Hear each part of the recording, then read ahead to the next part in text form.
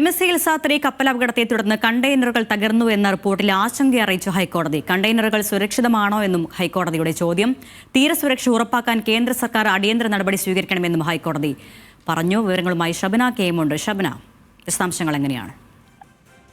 കേരള തീരത്ത് മുങ്ങിയ MSC ഇൽസ കപ്പൽ ചരക്ക് കപ്പലുമായി ബന്ധപ്പെട്ട് കേരള ഹൈക്കോടതിയിൽ നിരവധി ഹർജികൾ ഉണ്ട്. ഈ ഹർജികൾ പരിഗണിക്കുന്ന വേളയിലാണ് കോടതി ഇത്തരത്തിൽ ഈ രണ്ട് കണ്ടെയ്നറുകൾ മുങ്ങി എന്ന റിപ്പോർട്ട് കോടതിക്ക് മുമ്പാകെയുണ്ട്.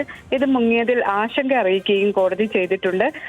ഏതായാലും ഈ കേസുമായി ബന്ധപ്പെട്ട് കോടതി പറയുന്നത് കണ്ടെയ്നറുകൾ സുരക്ഷിതമാണോ എന്ന് കേന്ദ്ര സർക്കാരിനോട് ചോദ്യങ്ങൾ ചോദിക്കുകയും ചെയ്തു. 2 കണ്ടെയ്നറുകൾ തകർന്നു എന്നാണ് റിപ്പോർട്ടിൽ പറയുന്നത്. കണ്ടെയ്നറുകൾ സുരക്ഷിതമാണെങ്കിൽ അതുമായി ബന്ധപ്പെട്ടിട്ടുള്ള വിശദീകരണം നൽകാൻ കേന്ദ്ര സർക്കാരിനോട് നിർദ്ദേശിച്ചിട്ടുണ്ട്. അതോടൊപ്പം തന്നെ തീരസുരക്ഷ ഉറപ്പാക്കാൻ കേന്ദ്ര സർക്കാർ അടിയന്തര നടപടി സ്വീകരിക്കണം എന്നാണ് ഹൈക്കോടതി പറഞ്ഞിട്ടുള്ളത്.